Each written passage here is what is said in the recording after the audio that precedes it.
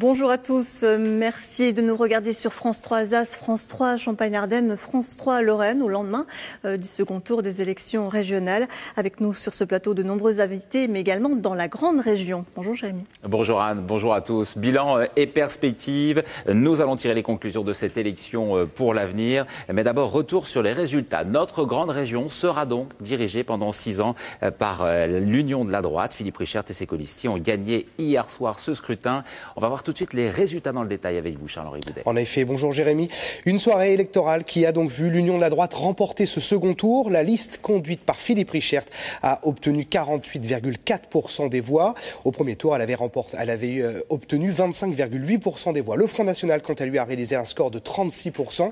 À noter que le Front National a réussi à décrocher 75 000 voix supplémentaires entre les deux tours. Et enfin, la liste d'Hiver Gauche, conduite par Jean-Pierre Masseret, a obtenu 15,5% des suffrages. Un petit mot sur la participation qui a augmenté, passant de 47 à 59%. Et c'est très précisément 412 000 électeurs supplémentaires qui se sont déplacés entre les deux tours. Un mot aussi, Charles-Henri, sur la répartition des sièges de cette grande région. Eh bien oui, alors nous allons le découvrir ensemble. 169 sièges sont donc à pourvoir. La droite obtient 104 sièges. Le Front National, première force d'opposition, détient 46 sièges. Et la gauche, elle, obtient 19 sièges. Nos invités réagiront dans un instant avec nous sur ce plateau. Fabienne Keller, sénatrice Les Républicains du Bas-Rhin. Pernelle Richardot, première secrétaire des socialistes dans le Bas-Rhin. Vous avez été élue, madame, hier soir. Vous vouliez vous retirer pour le second tour. Vous nous direz donc aujourd'hui si vous allez siéger ou pas dans la future Assemblée. Avec nous également l'Ardennais Guillaume Muscat. Bonjour monsieur, merci d'être avec nous. Vous avez été élu hier soir conseiller régional. En direct de Chaumont, Christine Guilmy. Bonjour madame. Vous êtes maire d'Hiver Droite de Chaumont, élue conseillère régionale et vous serez peut-être vice-présidente de la grande région. Et enfin, Paola Zanetti en direct de Metz. Bonjour madame, merci d'être avec nous. Vous êtes députée socialiste de Moselle, élue conseillère régionale. Muscat, vous l'Ardennais. Comment vous réagissez? Oui, alors déjà, je tenais à réagir à ce que vous venez de dire, madame. Je suis désolé, mais vu la campagne, de la manière dont elle a été menée, le comportement de certains de nos adversaires, les techniques utilisées pendant cette campagne, pour le coup, excusez-moi du peu, ce sont nous les démocrates, les républicains et les techniques, vous faites allusion à quoi? Mais je fais allusion, par exemple, dans mon département, puisqu'on parle des Ardennes, les relances par courrier qui ont été faites par les secrétaires de mairie qui ont listé les abstentionnistes, les coups de téléphone, harcèlement téléphonique, etc. Les directeurs d'université qui envoient des courriers, des mails aux étudiants. Mais c'est ça votre démocratie? Excusez-moi, je suis inquiet pour l'avenir et les méthodes qui ont été utilisées pendant cette campagne. Mais passons ce qui s'est passé. Je voulais répondre à votre question tout à l'heure. Concernant les économies qui vont être on va y revenir dans un instant. Oui, on va terminer le tour de la réforme. On va y revenir dans un instant, monsieur Lucas. On va tout de suite partir à Metz avec madame. Oui, le reportage de Marie Pouchin de Vincent Roy. Le drapeau en berne, ils n'en croient pas leurs yeux. Ils n'ont rien, ni l'Alsace-Lorraine Champagne-Ardenne, ni aucune autre région. Ce qui est malheureux, c'est que on est dans un pays où on croit être en démocratie et c'est pas le cas. C'est pas le cas. Vous avez un Premier ministre qui se permet de parler de guerre civile, qui se permet de menacer les gens si jamais il vote Front National. Donc pas déçu, en colère après des gens comme lui, oui. Bien obligés de remballer leurs espoirs, ils y ont pourtant cru jusqu'au bout comme jamais. Le changement, c'était Florian. Donner une chance au Front National d'exercer les responsabilités. Puisqu'on est dans l'opposition depuis 40 ans, on n'a jamais exercé de responsabilité. Le numéro 2 du Front National, jusque-là seulement conseiller municipal à Forbach, se cherchait un bastion. Il a perdu son pari. Il était pourtant l'un des mieux placés pour l'emporter, 10 points d'avance au premier tour, une triangulaire au second. Nous manquons ce soir la victoire. Mais nous sommes à un plus haut historique, aussi bien dans la région que dans notre pays.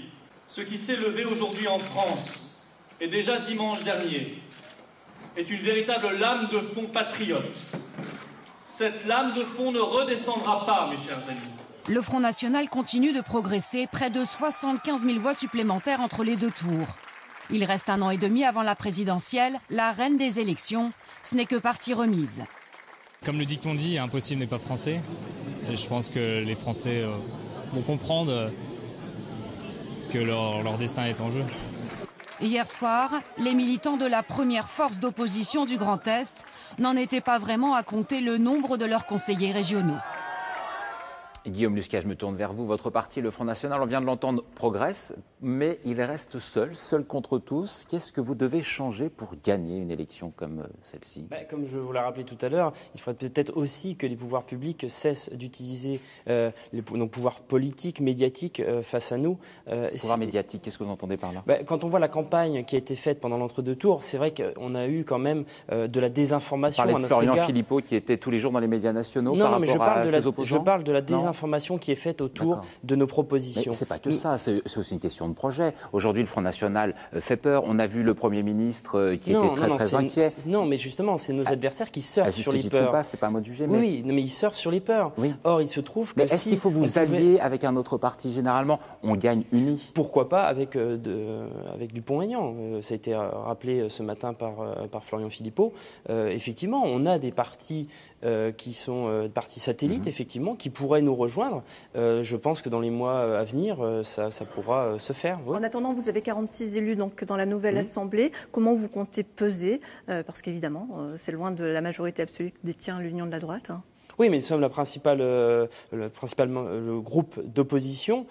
46 élus, c'est considérable. On multiplie même au niveau national. On a multiplié le nombre d'élus. Je crois d'ailleurs, on est devant les socialistes. Et je crois que c'est important parce qu'on va pouvoir travailler sur le fond, sur la partie technique des dossiers. Nous avons une expérience et nous avons bien l'intention justement de défendre nos propositions qui, pour certains, ont prétendu qu'elles étaient impossibles. On va démontrer justement au travers de ces élus et de ces conseillers régionaux que c'est parfaitement possible. Votre regard d'expert, Mathieu, sur le Front National ? On savait déjà que notre région était une terre de conquête pour le Front National. On sait depuis donc ces élections régionales que cet objectif est en partie atteint. 36% au premier comme au second tour. Ce chiffre parle de lui-même.